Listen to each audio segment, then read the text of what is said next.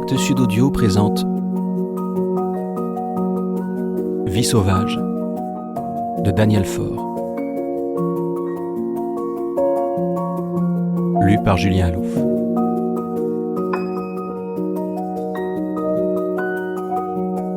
Actes Sud Audio.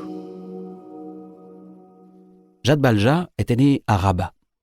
Son frère, Saphir, avait été expédié au zoo de San Diego à l'âge de 2 ans.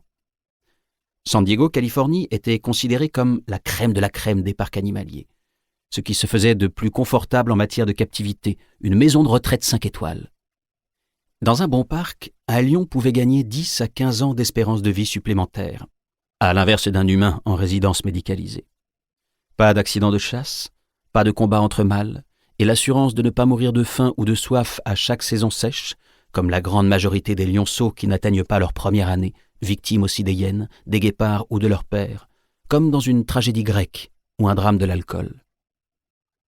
En captivité, en revanche, les lions sont sujets à des virus qu'ils n'auraient jamais rencontrés autrement, à la maladie de Carré et à la maladie des étoiles, dont on ignore toujours l'origine, mais dont le nom fait rêver.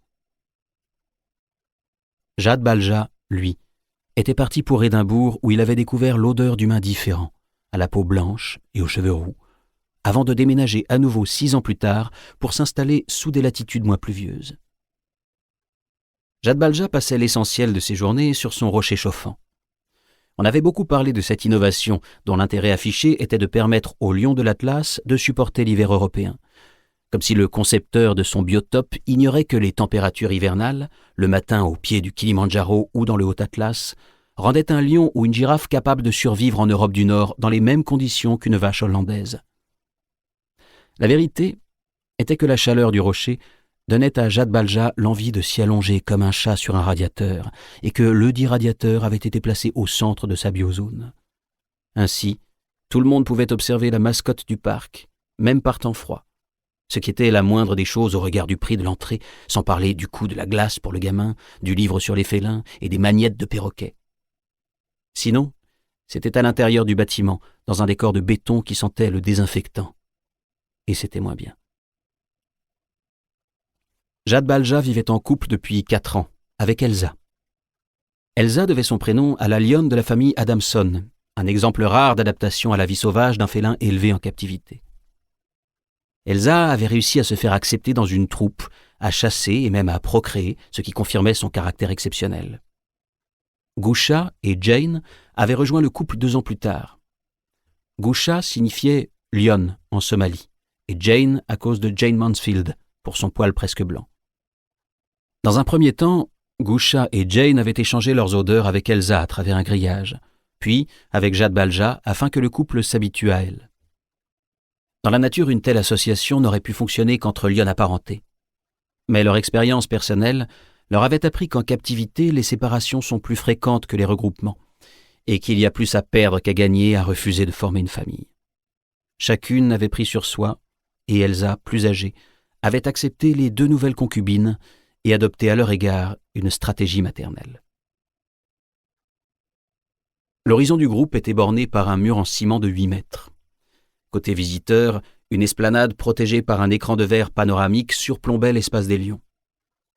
Depuis son rocher, Jad Balja apercevait le sommet grillagé de la volière, à l'est, qui émergeait par-dessus l'enceinte, et le faîte d'un bouquet d'eucalyptus au sud.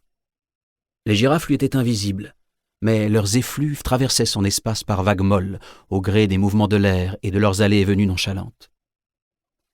Quand il descendait du rocher pour faire le tour de son domaine, il ne voyait plus que l'enceinte grise tout autour et les gens qui le regardaient derrière la vitre s'il levait la tête. L'été, on débranchait le rocher. Jad Balja s'allongeait alors à l'ombre de sa grande masse grise et posait sa grosse tête sur ses pattes croisées en attendant le soir. C'est précisément dans cette position qu'il décela, entre ses yeux presque clos, un mouvement inhabituel aux limites de son territoire. L'homme qui jusque-là l'observait derrière la barrière de verre avait escaladé, tel un insecte, l'enceinte qui les séparait. Il était maintenant à califourchon sur le sommet du mur. De ses pupilles rondes de grand félin, sans qu'un seul de ses muscles ne tressaille et trahisse son intérêt pour la scène, Jad Balja observa l'homme, qui s'apprêtait à descendre dans la fosse.